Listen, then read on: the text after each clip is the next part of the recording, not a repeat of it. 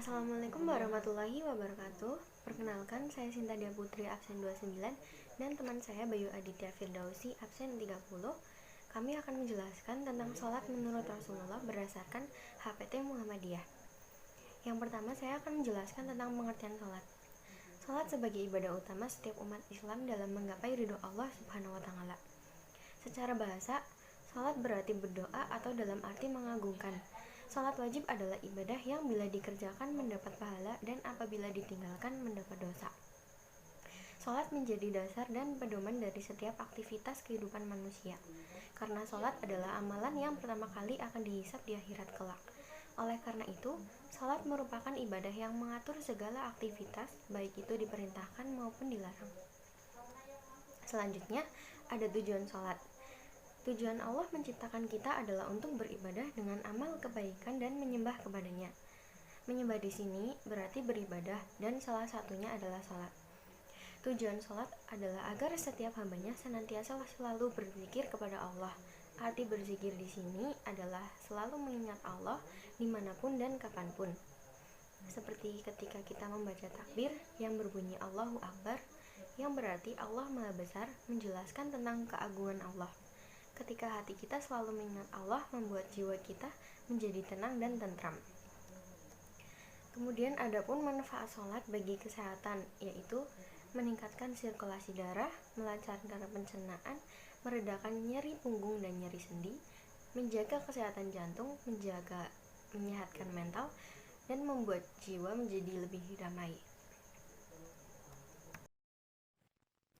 Yang selanjutnya yaitu syarat-syarat sholat. Yang pertama, beragama Islam. Yang kedua, balik. Dan yang ketiga, berakal. Syarat sah sholat adalah syarat-syarat yang dipenuhi sebelum memulai sholat. Persyaratan ini penting karena menentukan apakah sholat yang dilakukan sah atau tidak. Berikut syarat sah sholat dikutip dari buku praktis panduan sholat wajib sunnah oleh Abu Sakhi. Yang pertama, toharoh, artinya bersuci. Bersuci yang dimaksud yakni bersuci dari hadas dan najis. Yang kedua, suci badan, pakaian, dan tempat sholat. Yang ketiga, mengetahui bahwa waktu sholat sudah tiba. Dan yang keempat, menutup aurat. Yang kelima, menghadap kiblat. Selanjutnya, yaitu tata cara sholat menurut HPT Muhammadiyah. Yang pertama, niat ikhlas karena Allah. Yang kedua, menghadap kiblat. Yang ketiga, berdiri tegak bagi yang mampu. Bagi yang tidak mampu, bisa dengan cara duduk atau berbaring. Yang keempat, mengangkat kedua tangan sejurus bahu serta mensejajarkan ibu jari pada daun telinga sambil membaca Allahu Akbar. Yang kelima, bersedekap dengan cara meletakkan tangan kanan di atas punggung, tangan kiri beserta pergelangan dan lengan di atas dada. Yang keenam, membaca doa iftitah. Yang ketujuh, membaca ta'awudz secara lirih.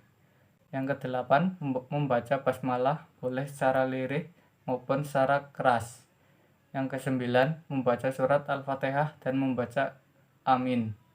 Yang kesepuluh, membaca salah satu surat dalam Al-Quran. Yang kesebelas, mengangkat kedua belah tangan dengan bertakbir seperti dalam takbir permulaan untuk melakukan ruku. Yang ke-12, saat ruku, punggung sejajar dengan leher dan kedua tangan memegang lutut. Yang ke-13, membaca doa Subhanaka Allahumma Rabbana wa bihamdika Allahumma gfirli.